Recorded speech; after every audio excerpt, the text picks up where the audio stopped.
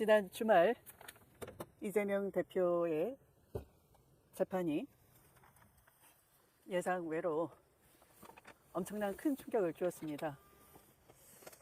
저도 사법부가 정말 이다지도 무도한가, 사법부가 어떻게 된 거 아닌가, 그런 생각으로 거의 그냥 멍했습니다. 이제 그 주말 사이에 민주당에서 많이 이 판결을 이해하기 쉽도록 해주셔서 여러분도 어느 정도 알고 계시리라 생각됩니다. 두 가지이죠. 이재명이 한 말을 왜곡하거나 짜깁기 하거나 해서 어거지 판단을 내렸다가 이제 첫 번째 있을 거고요. 두 번째는 그 법률적으로 전문가들이 볼 때 상당히 문제가 있다 라는 겁니다. 그래서 일단 사실 자체, 발언 자체를 왜곡한 것을 먼저 짚어보면, 김문기를 모른다, 기억은 처벌할 수 없다 하는 것은 받아들인 것 같아요. 그건 다행입니다. 그런데 두 번째, 이 사진과 관련해서 이재명 대표는 이런 거죠. 이제 아마 그 골프를 친 것처럼 사진을 짜집기 했다 라는 거잖아요. 잠깐만요. 이제 제가 찾아야 되겠습니다. 뭐 여기저기 두서없이 있어서. 이런 거예요. 이재명 대표 실제 발언이 국민의힘에서 그 4명 사진을 공개해가지고 그 사진은 이제 사람들로 하여금 착각하게 만들었어요. 골프는 주로는 1조 4인이 치는 거니까 4명의 사진을 딱 찍으니까 그게 이제 골프장에서 보이는 그 경치를 배경으로 한 것인데, 그 골프장에서 4명의 사진을 가깝게 친한 척 찍었으니까 김문기를 모를 수가 없다, 이제 이런 그 취지로 그 사진이 공개됐어요. 이재명 대표는 사진을 문제 삼은 겁니다. 골프를 안 쳤다, 골프 친 사실을 부인한 게 아니라 그 사진은 여러 명이 단체 사진을 찍은 건데 마치 1조 4인이 골프를 막 찍고 그 현지에서 찍은 것처럼 보이게끔 이미지 조작을 한 것이다 라는 걸 말한 거예요. 그런데 이 판사는 골프 친 걸 거짓말했다는 식으로 만들어버린 거죠. 그러니까 분명한 건 이거예요. 이재명 대표가 이렇게 말했습니다. 국민의힘에서 4명 사진을 찍어가지고 마치 제가 골프를 친 것처럼 사진을 공개했는데, 제가 확인을 해보니까 전체 우리 일행 단체 사진 중에 일부를 떼내어가지고 이렇게 보여줬더군요. 조작한 거죠. 이 말은 사진을 조작한 거죠 라는 말이에요. 제가 확인을 해보니까도 사진을 확인해 봤다라는 것이고요. 또 골프 친 것처럼 사진을 공개했는데, 이 말은 골프 친 것처럼 한 사진을 공개했는데, 이 대표는 어디까지나 사진을 문제 삼았고 그 사진을 확인해 봤더니 사진은 조작된 거다, 이렇게 분명하게 얘기했어요. 그런데 이 재판부는 마치 제가 골프를 친 것처럼 하는 사진을 설명하는 앞에 있는 수식하는 말을 콕 집어 가지고 골프 쳐놓고서 안 친 것처럼 우겼다, 주장한다, 이렇게 허위라고 한 거예요. 네, 그래서 판사가 국어 실력도 문제다라는 겁니다. 문장이 무엇을 수식하고 그 관형구가 어디에서 끝나고 말하고자 하는 포인트는 주어 동사는 무엇이다 라는 것에 판사가 헷갈린 거죠.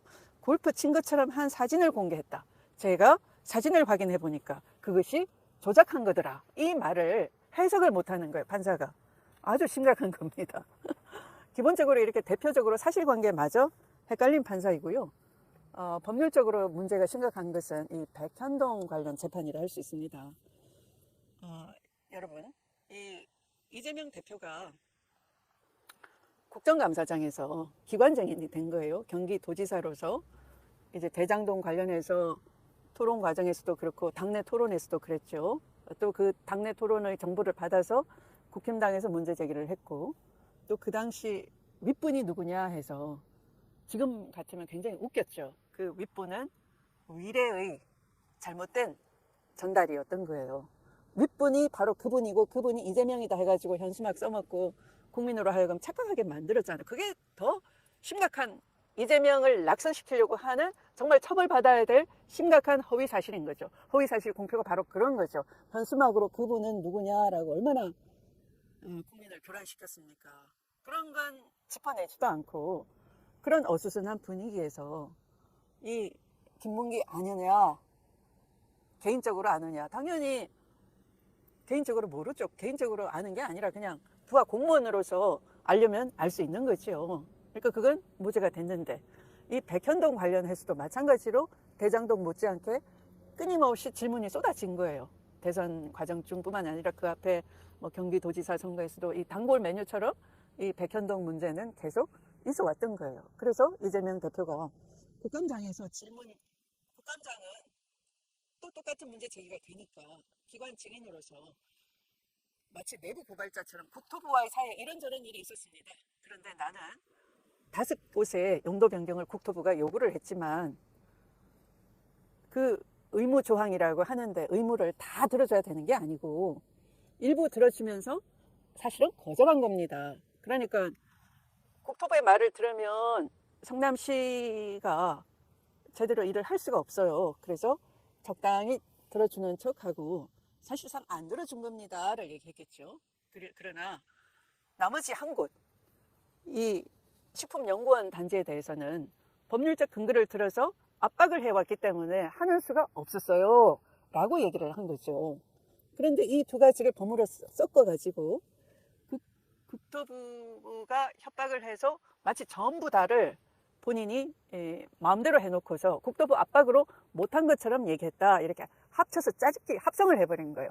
마치 딥페이크처럼, 영상처럼 딥페이크 발언식으로 이 재판부가 만든 거죠. 그런데 저는 이 짜집기를 했다라는 것도 심각한 사실 오인에 해당되는 거지만 법리적으로 한번 문제가 있다라고 생각을 합니다. 왜냐하면 허위 사실이라는 건 대법원도 그렇고 헌법재판소도 그렇고 허위사실 공표죄에 있어서의 허위라고 하는 것은 이 디테일하게 세부적인 과정 이런 게 문제 삼는 것이 아니라 전체적인 맥락에서 허위냐 아니냐로 판단하라고 한 것이에요.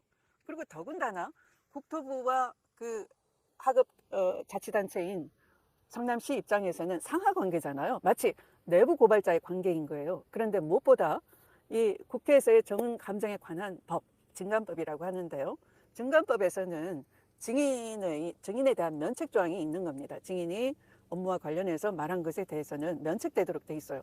그 말은 무슨 얘기냐 하면 경우에 따라서는 증언이 내부 고발일 수도 있는 거예요. 그 내부 고발을 하더라도 사실대로 말한다면은 그것이 공익의 보탬이 된다면은 당연히 면책을 받아야지만, 면책이 돼야지만 제대로 국정감사에서 의미 있는 답변을 얻어낼 수가 있겠죠. 그리고 면책이 돼야지만 또 증인으로 나왔어도 제대로 얘기할 수가 있겠죠. 그러니까 증감법에 의해서 기관 증인이든 아니면 일반 증인이든 간에 면책 조항의 보호를 받게 돼 있는 거예요. 그러면 이재명 입장에서는 당시 성남시장으로서 경험했던 일을 의원들이 질의하는 데 따라서 성실하게 답변한다는 것은 국토부와의 사이에 어떤 일이 있었냐라는 것을 소상하게 얘기를 해줄 수 있어야 되는 거잖아요. 그 발언으로 인해서 당연히 면책이 돼야 되는 거예요. 그러니까 국토부와 성남시 관계는 이 백현동 개발 관련해서는 하나의 내부 고발자처럼 이재명 성남시장 입장에서는 국토부가 이런 요구를 해왔고 나는 법률적인 의무로서 판단해보니 응할 수밖에 없었다라는 걸 그때 있었던 일을 밝혔던 거죠. 그것은 당연히 마치 내부 고발자처럼 증감법에 의해서 내부적으로 국토부와 성남시 사이에 있었던 일을 경위를 설명하는 거니까 이게 무슨 선거법상의 고의가 있는 거며 그냥 그 증감법에 의해서 기관 증인으로서 얘기한 것이죠. 그래서 당연히 면책이 돼야 된다라고 생각을 합니다. 그래서 법률적으로 이 부분이 제대로 판단을 받아야 된다. 저는 이렇게 생각을 하고요. 스픽스는 말하는 언론입니다. 대세는 유튜브, 그중에서 스픽스. 좋아요, 댓글, 구독, 알림 설정. 여러분이 저희를 사랑해 주시고 우리가 여러분을 사랑하는 4가지 방법입니다.